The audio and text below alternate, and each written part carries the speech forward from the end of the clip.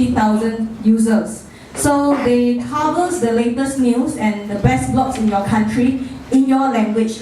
So far they have expanded to like 7 countries, and they are quite active in Indonesia, Vietnam, Thailand, Malaysia. So let's welcome Johnson to share about his experience.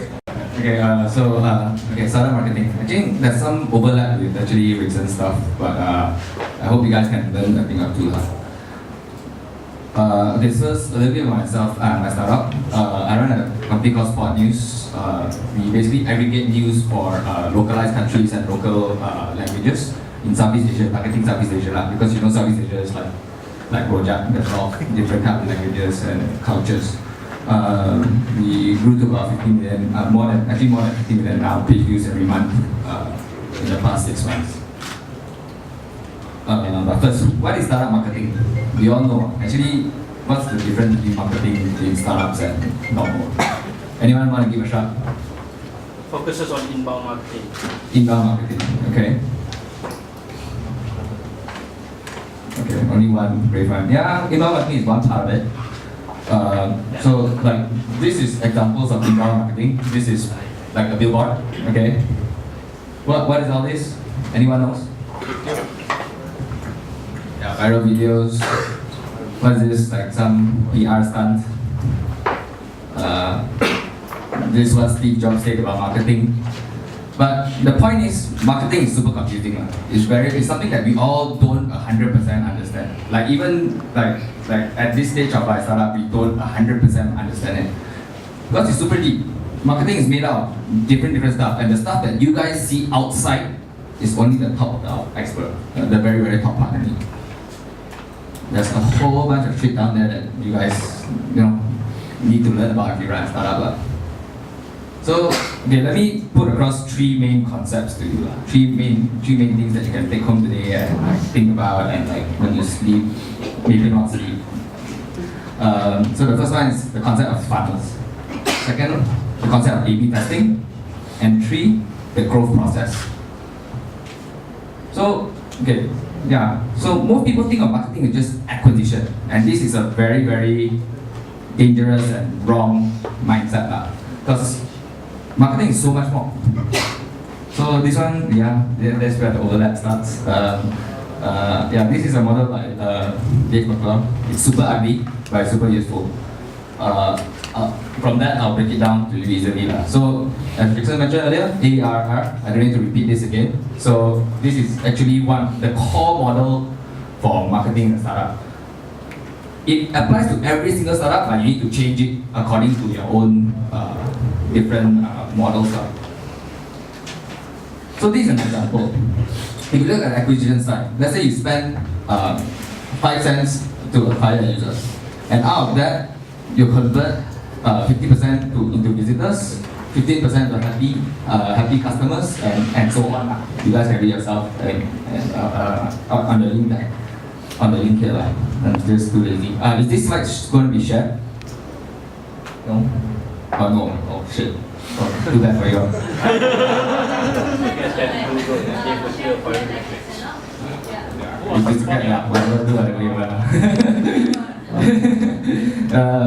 Okay, so each, as Rickson mentioned earlier also, each step of the way needs to be measured, and needs to be measured in a way that you are always clear from the top to the bottom of the funnel. What are your conversion rates every step of the way? Conversion rate. If you see the conversion rate from acquisition to activation is only 10%, and you know that if your startup cannot survive on 10% activation rate, you know that that's the bottleneck you need to fix. Okay, second part, the concept of A/B testing. What is A/B testing? You all know. I mean, I'm just trying to gauge the level of the crowd here, so who knows? Besides those two over there, who knows what's A/B testing? Yeah, you know. Okay, cool. So 1 out of 100. Okay, great. First of all, A/B testing drives results. Okay, this is super small, but if you can come nearer and see, the bottom ones are basically failed experiments of actually the Facebook ad marketing campaign of our own startup. So you can see there that like here there's $1 plus 70 cents, and the campaigns that are working are between like 18 cents to 25 cents, and we continuously test. And what do I mean by test? So this is an example. So oh shit. Okay, there's some Malay people. Okay, but but okay, mostly Chinese lah. Maybe you can explain to our Malay friends over there that don't know Chinese. Yeah, basically these are two different copies with this. Like it's only a copy change, only a title change. Nothing else changed within these two ads. Can you guys guess which one performed better? Who wanna guess? Wait, everyone is asleep. First one. The left one. Okay, so one left, one right, whatever. Okay, so the right one actually performed way better. It was a 38.4% improvement, and none of this we could have known, right, without testing. I was like you can never know one. You were 50% right, you were 50% right. After testing, we know that okay, he was right, so he won basically, yeah. And then there's also a lot of other examples on how A/B testing actually helped improve businesses. So, yeah, I'll let you all go and but okay, to highlight a few, one is the card stamping thing. Like for example, in Starbucks, right, when you go get a loyalty card. So if you test out two versions, one and totally empty card, that means 0 stamps on it, and one with 2 already pre-filled. So almost always, it's almost always the 2 pre-filled one will be better, and that's 178% more. This guys actually tested it out. I actually forgot which startup this comes from, but yeah, they tested it out. Your team and your process. Okay. Your core growth team drives testing. So the core growth team actually spans across different functions of your company. So business development, product dev, marketing and PR, blah, blah, blah, blah, product development, everything. It actually spreads across. It needs to be a cross-functional team of everyone that knows a little bit about everything. So they don't need to be the really best at something, but they need to be good at thinking and coming up with ideas and are creative. And it is a very tight process. Even we are not very good at this. We actually slack off a lot on the process, and I need to like say, fuck you, get back on track, that kind of thing. Okay, the first thing that you do is you learn. You learn either through your own results or through external, like you see, this A/B test actually worked for this other stuff. It might work for me. Not always the case. So if you copy other people's A/B tests, right, no use, because it might not work in your particular situation. It's useless. And then you ideate. You think of a bunch of ideas on how to solve the particular problem that you're solving. Basically, remember back here where I mentioned that 10% conversion rate on the happy first visit is not enough, and let's say you want to test on that. So you idea, you think of like, oh shit, I think this part is a little bit too difficult for the users to understand, or they don't know. Like for example, in Rickson's case, there's actually like what someone asked earlier about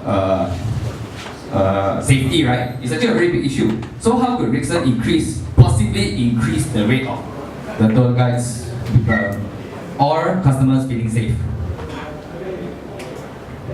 Anyone can answer? Hello, wake up. You can put testimonial. Yeah, okay. Testimonial is one way. Putting a guarantee that he mentioned earlier is one way. Big ass guarantee there to tell that okay, you are safe. Guaranteed by us or guaranteed by whoever. Yeah, so that will actually increase the conversion. Possibly. You need to test it out still. Okay? Then you prioritize. Prioritization is very important also. Because with a startup, time is very limited. You got X amount of time only. So figuring out which thing to work on also is a very important thing. Very important. You need to know that okay, this feature it costs me, let's say, 20 man hours to build. And the potential effect in your mind is like, oh, this might increase it by 30 to 50%. And of course, this is a very difficult skill to master. It's a very difficult art to master, and it comes with experience, and you just need to start off with it first, and you try. In the beginning, your predictions will be fucking off. You can't predict it.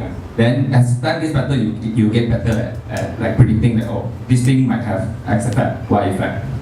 You get slightly better at it over time. And then you pick, basically when you prioritize, you pick the ones with the lowest possible cost, in either in terms of time, money, effort, difficulty, possibility of it happening. Like for example, if let's say one of your tasks includes closing SciTech for a business partnership deal, then when it's dependent on other people, it's not sure. It's not a sure thing. So you deprioritize stuff like that. And then you launch a quick test, and then you learn from the test, and then you cycle again.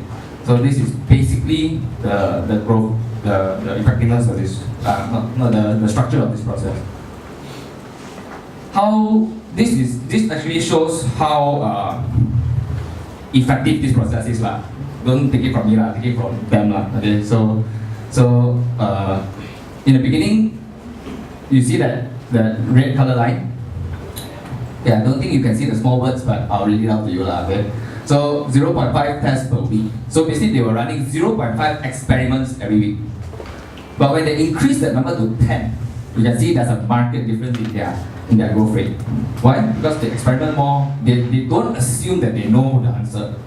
They let the results tell them what to do and what not to do and stuff like that. Okay, so 3 takeaways. Know and understand your unique funnels. So the funnel of Tour Plus, funnel of Pinterest is totally different. Totally different. Test, and test some more. The more you test, the better. Okay?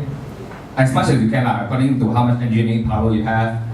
If you have more, if you're a more marketing heavy team, drive them to run more non-engineering related stuff, blah blah blah. You allocate your resources yourself and build and own your own growth process. So thank you. Thank you, Johnson, for sharing. Q&A. Okay. So, anyone has any questions to ask Johnson? Whether about his startup or sales and marketing strategy. Okay. Yeah, Johnson. Your revenue model. It will be in the next 3 years. It will be ads. It will be advertising model. So that causes our main metric to really focus on page views generated per user. So that is one of the core metrics that we work with internally. So what's the growth of that month to month? Sorry? What's the growth of that metrics that you use? That metric that I mentioned. So okay, we try our best. So like about 10%, 5 to 10% every month. So ideally, actually, we want to target 30. So we are not doing enough cycles actually internally, and we want to fix that up. Basically. Yeah. Any questions? So Spot News, you aggregate the news from Southeast Asia. Yes. Then you translate the news or something like that. So we have so the backend is actually quite sophisticated like not sophisticated, it's complicated So basically, first of all we identify the language of a news source, and we also put them into whichever language that is from, and we identify which country they're from and which category it is from, and then it pulls in content from various sources like Facebook, Twitter, RSS, and all that to basically distribute to each country, each category of content. So that's what the backend does. It's like a feed actualization machine. Yeah. Could you tell us how businesses can use the service? So one example that we started testing out, which is the revenue part, which we actually, to be honest, now we don't really give a shit about that, so we don't really care about it. But we ran a test with MPH. They advertised with us. Within 5 days, I think we sent them 150 qualified property buying leads within 5 days. So they were quite happy with it, so they kind of reordered. That's one use case because for news, the biggest demographic that reads news is actually 30 to actually like about 35 to 45-year-old males. So the demographic is very like higher disposable income and like it's catered certain brands really like that kind of demographics lah. So that's kind of like what we focus on in the beginning. So for the ads, so your business model is based on ads, right? Right. Okay, and so you are focusing on growing your readership, right? Both Number of readership and so that you can sell that to the advertisers. So what is your customer acquisition cost to get that advertisers, number one, and what's your acquisition cost for the readers, for the readers. for the visitors of your website? So this is an example lah. So this one it shows you clearly like from this ad beginning to 26 cents. But from every single download, 50% of our downloads comes from paid. So there's also so the effective cost per install is actually 13 cents. So because one user gets basically another half user lah. So basically it reduces our effective cost per install. All these things, it's quite a little bit more in depth. So I'm happy to talk to you later because I don't think, yeah. Okay, next questions. Mr. Johnson, so let's say I own a game printing website. So how do we engage to do the marketing? Yeah, come talk with me.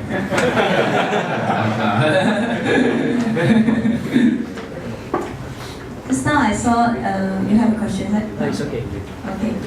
Anyone? Ken? Johnson, who is your competitor and how do you differentiate yourself from them? Okay, so in Malaysia, our main competitors are the international brands like Flipboard, Plus, Pulse, a lot lah.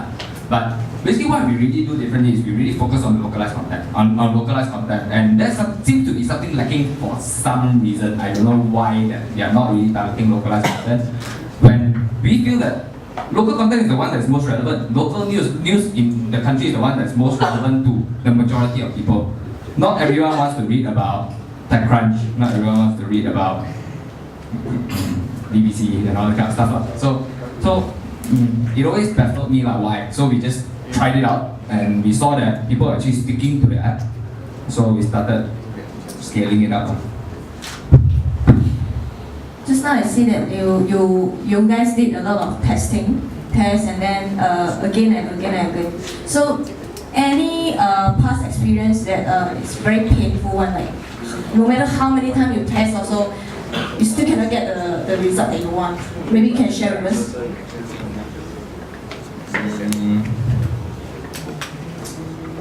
Actually not really, because when we fail to do it, then we try to take a step back and figure out why lah. I mean, we don't after 3 months, doing the same kind of experiment and it doesn't work, and we still go it's like banging our head on the wall multiple times and hoping it breaks up. So we don't really do that. We take a step back and figure out why this experiment is not working. So it might be, sometimes the reason might be quite weird lah. I can't really think of a specific example right now lah, but the reason might be quite weird, like the target market for this is not big enough, or let's say the amount of users that use this feature is not enough, so it doesn't create the growth that we require. There's a lot of reasons, but sometimes when you get stuck, you just need to take a step back. It's better if you can consider all these things up front, but we are not Superman. I mean, we cannot really consider every single aspect up front. You just need to try it. And actually spending too much time up front thinking about it is also quite bad. It's very bad because you paralyze yourself and you don't know what to do after that. And it's like, it's fucked up. Okay, last questions. How long you think to start out business? I mean, from the ideas until you really develop the apps and launch the apps. So I actually started a few things before this that failed kind of miserably lah. So previously we kind of did right before this we actually did we launched actually 50-60 apps which are music related. It's basically fan club apps for different bands lah. Then at that point in time K-pop is super hot right? So we did K-pop lah, music Korean pop plus some other American based bands lah. We grew that to about 2 million plus users. Then we plainly through growth hacking the Play Store, basically because we knew that a huge amount of people were searching for these bands on Play Store, and the apps there were quite shitty. So we just built a slightly better app, and then we launched 50 of them. So they did 50, 60 of them, and we managed to break 2 million. But the problem with that was because we didn't learn this kind of shit before. Yeah, we weren't really familiar with this thing. So we found that, hey, shit, we are acquiring a lot of users every single day. Right? A lot of users every single day, but they're not sticking. Our monthly active users were not going up. So active users are not going up. And like, but the absolute downloads go up. So I think you can still find the app in the Play Store now. We just left it there for fun now. There's like, I think there's like one app only has 600,000 downloads. Yeah, I mean, so knowing all these things upfront really helps. You know, you don't go and bang more nowadays with the internet. You all can search for all this shit, so you all don't need to like go and bang more every time, you know. So yeah. So within a very short period, you can actually come up with this thing, right? Because his question is how long will you? So actually that's related to the question behind, because of the platform we built there, the back-end platform that we built, we could actually very quickly launch this news app. We just think, oh shit, no more money already. Then we need to raise soon, but with this current state, there's no way we could raise. There's no way we could raise. So we just started different shit out lah. You know, like we tried sports app, didn't work too well. We tried what else we tried? We tried a lot of shit basically, I can't remember the name. But then news was the one that really stuck. So the users were sticking to it month on month. At that point in time, about 50-60% of the users after the first month was still around. So we talked to our investors, and our investors really said, since this one is working, just go with it. Okay, we just went with it and we started growing this app.